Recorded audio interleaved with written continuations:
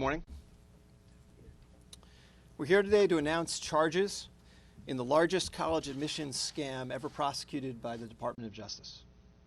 We've charged 50 people nationwide with participating in a conspiracy that involved, first, cheating on college entrance exams, meaning the SAT and the ACT, and second, securing admission to elite colleges by bribing coaches at those schools to accept certain students under false pretenses. In return for bribes, these coaches agreed to pretend that certain applicants were recruited competitive athletes, when in fact the applicants were not. As the coaches knew, the students' athletic credentials had been fabricated.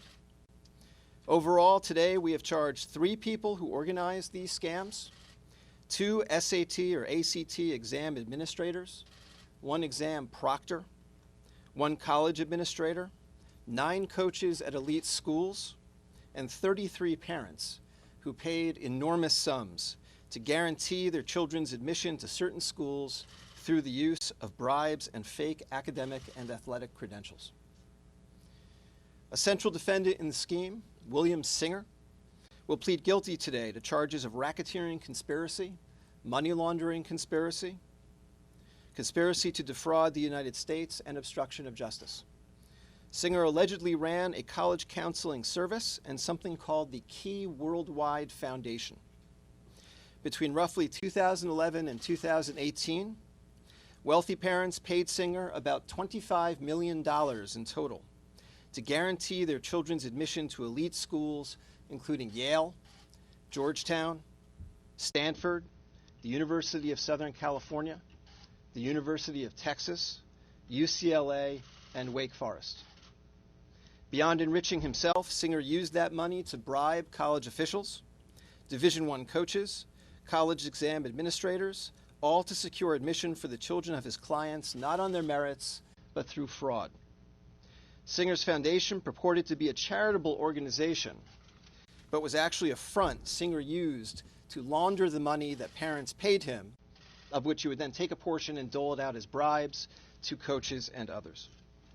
More specifically, with respect to the SAT and ACT scheme, numerous parents paid Singer between $15,000 and $75,000 to have someone either take the exam for their child or to correct their child's answers afterward, all to achieve a sufficiently high pre-agreed score on those tests. Singer accomplished this by paying defendant Mark Riddell, also charged today, to take or correct the exams, and by bribing 2 exam administrators, defendants Nikki Williams and Igor Dvorsky, to allow this to happen on their watch. Williams student and Dvorsky about $10,000 per student. To facilitate the scam, Singer counseled parents to take their children to a therapist and get a letter saying that because of purported learning disabilities or other issues, the child needed additional time to complete the ACT or the SAT. Once the companies that administer those exams had agreed to the extra time, Singer arranged for the child to take the exam individually with one of the proctors he had bribed, or one of the administrators he had bribed, either at a location in Houston or a location in California. Beyond the SAT and ACT scam, parents also paid Singer money that he then used to bribe coaches and administrators to designate their children as recruited athletes for various schools. In return for bribes, coaches would use slots that their schools had allocated to them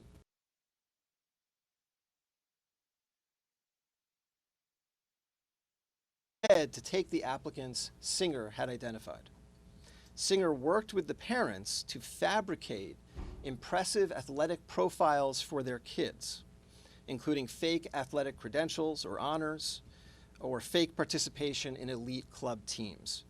In many instances, Singer helped parents take staged photographs of their children engaged in particular sports.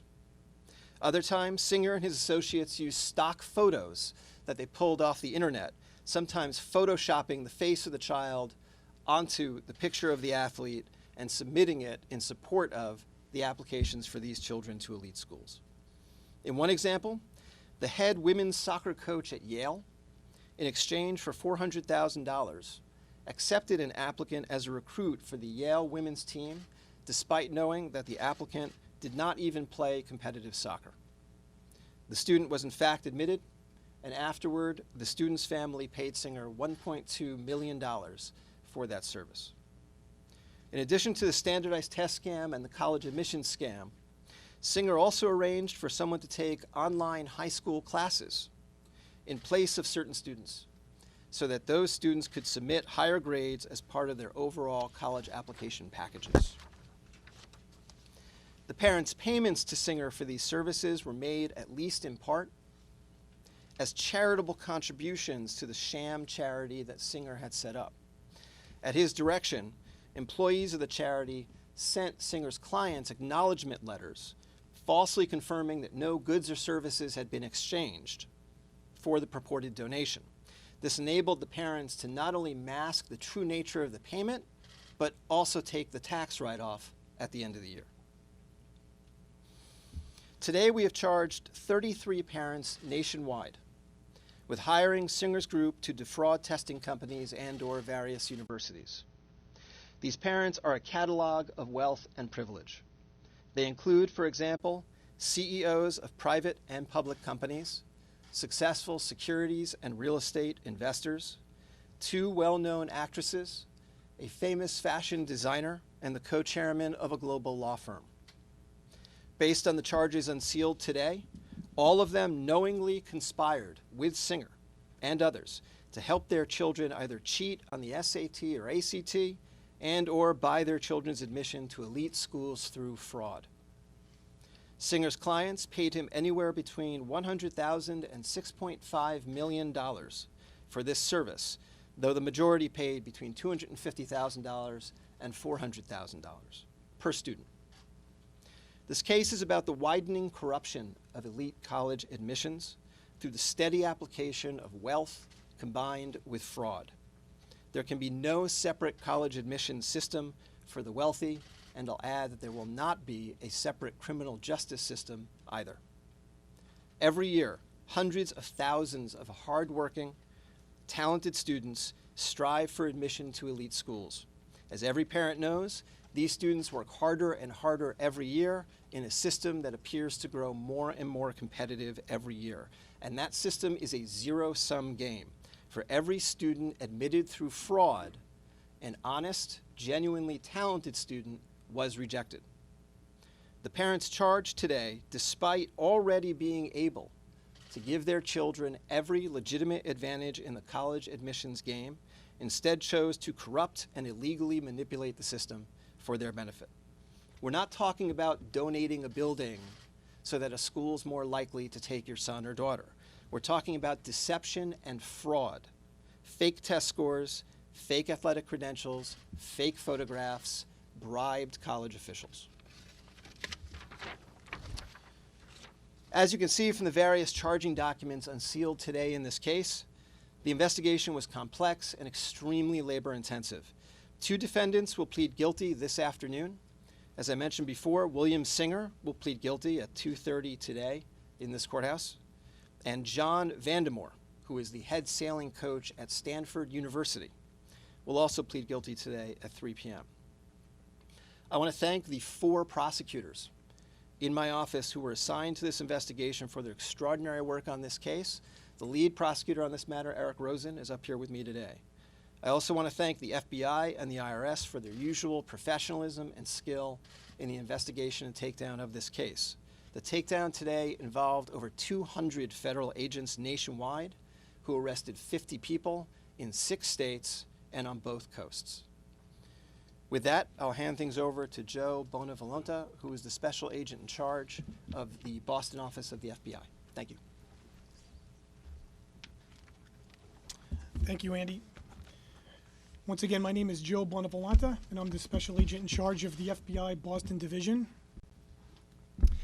Operation Varsity Blues culminated early this morning when approximately 300 special agents from the FBI and the IRS criminal investigations set out to arrest 46 individuals across the country for their roles in an international college admissions bribery and money laundering scam. So far, 38 individuals have been safely taken into custody, and 7 are working towards surrender. 1 is being actively pursued. Another 4 are expected to plead guilty here in Boston, 2 later today, and 2 in the coming weeks. We believe all of them, parents, coaches, and facilitators, lied, cheated, and covered up their crimes at the expense of hardworking students and taxpayers everywhere.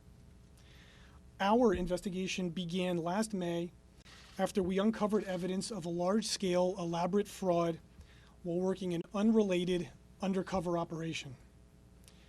Following 10 months of intense investigative efforts using a variety of sophisticated techniques, the FBI uncovered what we believe is a rigged system, robbing students all over the country of their right at a fair shot to getting into some of the most elite universities in this country, such as Yale, Stanford, and Georgetown. We believe everyone charged here today had a role in fostering a culture of corruption and greed that created an uneven playing field for students trying to get into these schools the right way through hard work, good grades, and community service. Unfortunately, what many students didn't know was that the odds had already been stacked against them by corrupt practices, including but not limited to bribery, falsification of athletic profiles, and near perfect SAT and ACT scores that were fraudulently obtained on behalf of other students, when in reality they were far from perfect. Make no mistake, this is not a case where parents were acting in the best interests of their children. This is a case where they flaunted their wealth, sparing no expense, to cheat the system so they could set their children up for success with the best education money could buy, literally. Some spent anywhere from $200,000 to $6.5 million for guaranteed admission. Their actions were, without a doubt, insidious, selfish, and shameful. And the real victims in this case are the hardworking students who did everything they could to set themselves up for success in the college admissions process, but ended up being shut out because far less qualified students and their families simply bought their way in. What's also cause for concern is how this was even allowed to happen in the first place. Evidence we've obtained shows that trusted coaches and administrators manipulated the systems their universities had in place to accommodate students with fake athletic credentials, some of whom did not even play the sports they were recruited to play. It's a sham that strikes at the core of the college admissions process at universities across the country. And the alleged mastermind behind it, Rick Singer, offered a variety of cheating options as part of a widespread conspiracy to enrich himself, while also facilitating cheating on SAT and ACT exams, recruiting applicants onto competitive athletic teams in exchange for bribes, and concealing the nature and source of those bribes. There's no telling what their school of thought was while carrying out this conspiracy, but today's arrests should be a warning to others. You can't pay to play, you can't lie and cheat to get ahead, because you will get caught. This was a complex and demanding investigation, and it was charged accordingly. The use of the RICO statute signals the magnitude of the criminal enterprise and the seriousness of the crimes. I would like to personally recognize the investigators and prosecutors who pursued this case. However, our work is not done. Our investigation continues, and we will continue to find and stop those who aren't playing by the rules, because as you can see in this case, the impact on everyday people is real, has consequences, and broad-ranging effect. My sincerest appreciation for the tremendous work done by the United States Attorney and his team, as well as my thanks to Special Agent in Charge Christina O'Connell and her folks at the IRS Criminal Investigation for their continued partnership and support. This was truly a team effort. Thank you.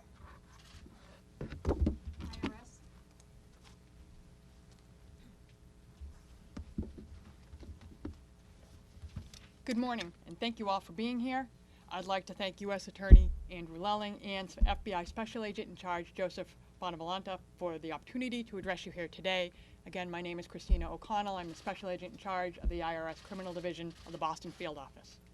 This morning, special agents from IRS Criminal Investigation, alongside the FBI, arrested dozens of individuals for their role in a nationwide scheme to exchange bribes for college admissions. At the center of this sweeping financial crime is William Rick Singer. Singer and the others arrested today conspired to not only make and receive bribes, but to also funnel those bribe payments through a bogus charity founded by Singer. Utilizing this charitable business facade, Singer was able to conceal the true source and nature of the bribe payments. Then, to further the false legitimacy, Singer advised parents making the bribes that they could deduct the illicit payments as charitable donations on their own individual income tax returns. Overall, IRS Criminal Investigation and the FBI traced over $25 million in bribes laundered through this alleged charity founded by Singer. Overall, our investigators also revealed that the true objective of those involved was not charity at all, but greed. IRS Criminal Investigation will continue to collaborate with our law enforcement partners in the United States Attorney's Office on these complex financial investigations to ensure that the honest American taxpayers receive the message that IRS Criminal Investigation will never let financial corruption and greed trump hard work and honest effort. Thank you. Questions? How did Boston become the lead office to prosecute this case? Well, it appears to be a conspiracy nationwide in scope.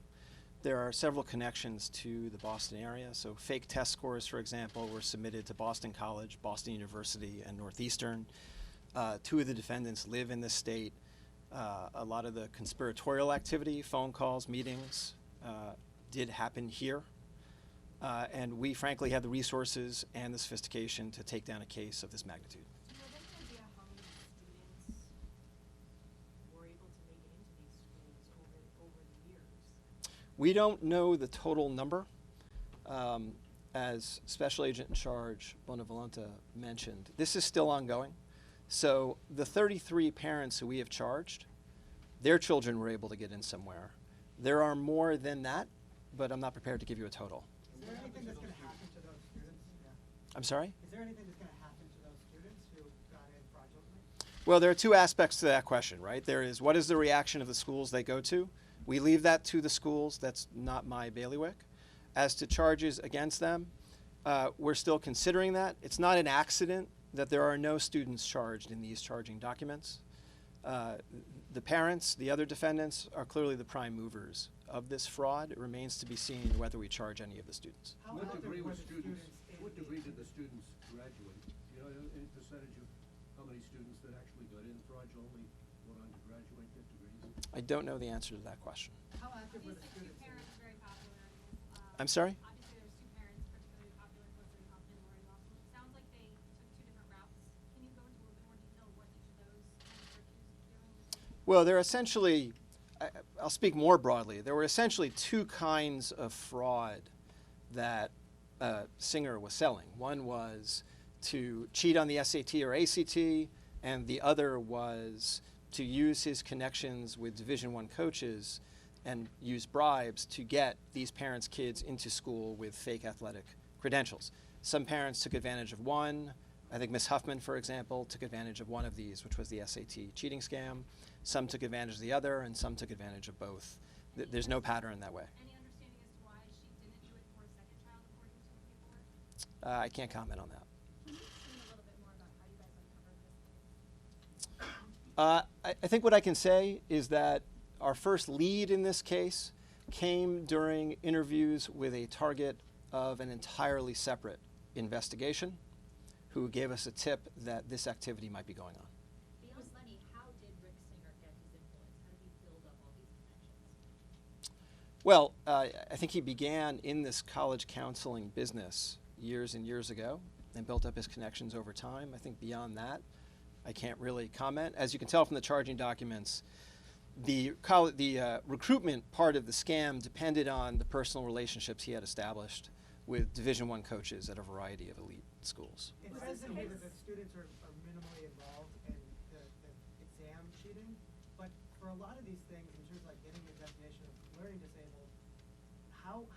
how involved were the students? How much did they know what was going on? That varied tremendously. And so, for example, when you look at the complaint affidavit, which I realize is quite long, you will see instances where it's important to parents that their child not know that this had occurred. And in that kind of instance, the student would actually go and take the exam, and someone working for Singer would come in afterward, correct enough of the answers, submit the exam. In some instances, however, the child did know.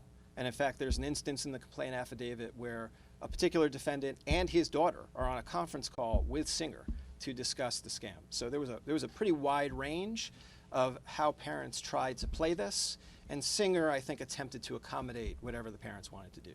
Is the coaches who are taking these bribes, was it for personal gain, or was it sometimes going towards the athletic programs at the school? It was both. So there is one coach who did not take any of the money for himself. The other coaches all took some money for themselves. Some took all of it for themselves, but most, it appears, gave some portion to the school's program and took some for their own use. Was this case tied to you mentioned another case that gave you a lead. Was this the Jerome Allen case with Celtics? No, it was not. You said the BC Northeastern BU were somehow victims of this admissions fraud. Can you elaborate on that? Well, they all received test scores that were artificially inflated through the cheating scandal. In one instance, as you'll see in the complaint, it appears that one of the defendants entered a quid pro quo with Singer, where Singer would help that defendant's student commit fraud, and in exchange, the parent would help one of Singer's other clients with admission to Northeastern University. I know it's a little confusing, but you'll see that in the complaint. And there's no evidence that the schools knew anything about this? I mean, they just believed what he was giving them? I think that's an important distinction to draw. It appears that the schools are not involved. It appears that in all of these instances, with the exception of one USC administrator who we have charged, University of Southern California administrator we have charged, the coaches were allotted slots for athletic recruitment. The coaches worked with Singer, meaning they accepted bribes. Singer gave the coaches sufficiently impressive fake athletic credentials. The coaches used those athletic profiles to convince everyone else internally that this was a good recruit for the team. The person was admitted, and the coach pocketed a bribe. Can you talk about some of the punishments, the level of punishments these defendants will face? It's a little premature for that. I mean, the statutes that we charge people under all have very high statutory maximums, but the actual sentence that someone might face, we just don't know that yet. It's very premature for that. Some of these bribes are substantial. You know, bribes between, as I said, usually between $250,000 and $400,000. Actually, I should say donations to Singer from which he made these bribes of college coaches. So it's a little premature to say what ranges of sentencing they might be in. These targets become cooperating witnesses? Well, I mean, I think as you guys know, and as you can see in the complaint affidavit, we do occasionally flip targets and they wind up cooperating, but I can't comment on whether any of these people will. I will say that the investigation remains active. These are not the only parents involved. We suspect these probably aren't the only coaches involved. And so we will be moving ahead to look for additional targets. You said Did Singer Singer ever work suspected. for any one of these colleges before? I'm sorry? Did Singer ever work for one of these major universities before? Meaning, was he an employee of any of these universities? Like as an administrator, did he ever get a start? Did he get a start that way, where he sort of got involved in this world like that? Sitting here now, I do not know the answer to that. I'm sorry. Any criminal history for him? I'm not going to comment on that. And you said that he's planning on pleading guilty today. What has been the conversation? What's led up to that? Obviously, he didn't just hear about these charges this morning. Can you shed any light on that? I can't shed a lot of light on that because most of that is confidential. I can state the obvious, which is that we identified Singer some time ago, and he has decided under a plea agreement to plead guilty to racketeering, among other charges. You knew that already, but that's really all I can tell you. Anything about the sentencing tied to that plea agreement? Offhand, I don't remember what the provisions of the plea agreement will say about sentencing, but the plea agreement should ultimately be a public document, and you will be able to see that yourself. It will be docketed. You mentioned that it appears that the schools are not involved, with the exception of that one administrator. Are the schools under investigation versus the individuals there? Are they currently part of your ongoing investigation? Right now, the schools themselves are not targets of this investigation. As you can see from the charges we brought, the investigation was very broad. We've charged a lot of people throughout the investigation and our investigation of each of these targets. We have not seen the schools as co-conspirators with this activity. Thank you. How long has this investigation been underway since that first lead you got? I think it's been under investigation a little over a year. Am I right about that? Yep. A little over a year. What would happen when the students who purportedly played these sports get to this? These are big programs, Division I programs, and they don't play the sport. It varied. Some simply never showed up for the athletics. Some pretended an injury, and I think some played briefly and then quit. One of the defendants is from the case. Can you tell us more about that? Beyond what's in the complaint affidavit, I cannot tell you more about that. And are any students still currently enrolled, children of these parents that you've charged? Or are we talking about past? No, as you'll see from the charging documents, most of this activity is fairly current. So I assume, I can't tell you directly, that the vast majority of the students admitted under false pretenses are in these schools and are enrolled and are active students. All right. Did any of these non-athletes get athletic scholarships in addition? I don't know the answer to that. I can tell you that based on what I've seen in the charging documents, I don't think that's the case. I think they got admission, but I don't think they got separate athletic scholarships. What Singer was good at doing was calibrating the fake credentials to appear realistic and not so impressive as to invite suspicion or additional scrutiny. Did he have any legitimate clients, or was it just entirely a scheme? I don't know the answer to that. One more question. One of the defendants is still being actively pursued. Can you go into any detail on that? One defendant is in Hawaii, and so it's a time difference. Question, there are rules governing at what times of day federal agents can make arrests, so you can't show up at 2 o'clock in the morning and arrest somebody. And so that's what accounts for that. And on the riddle, when he would take the exams, because I know sometimes he would change the answers, but is it like he was especially equipped to answer those questions correctly, or was he cheating and filling in the answers for all the exams? He was just a really smart guy. So if I understand your question correctly, he did not have inside information about the correct answers. He was just smart enough to get a near perfect score on demand or to calibrate the score. So Singer would discuss with his clients what kind of score they're looking for. So if your daughter took the SAT on her own the first time and got a particular score, retaking the exam, if her score goes up too much, that would invite scrutiny. And so Singer would discuss with parents what kind of score was impressive, but not too impressive, and then would instruct Riddell to attempt to get that score. And he was just good enough to do it. What did Riddell do? What is it? Did he have any sort of job? I'm not sure how much of that is public, so I'm going to err on the side of not answering that. I think in the charging document for Riddell, which is now public, you will find whatever I'm allowed to say on that point, but I don't remember it standing here. How do they actually change the SAT and ACT scores? Like, what do they actually do? Well, Riddell would either take the exam in place of the student or would correct answers after the student handed in the card with his or her answers on it. And that would be submitted to the SAT, to the College Board or ETS for the SAT, or to ACT Incorporated for the ACT, and it would just be scored under that person's name. Did the College Board ever have any inclination? I mean, was there anything that they thought there might be cheating going on? Did any of the prompting of this investigation come from them? I can't comment on that. There are two pretty prominent actresses that you mentioned. Is it safe to say they were among those who were arrested without incident today? Yes. Okay. Thank you, guys. Thank you.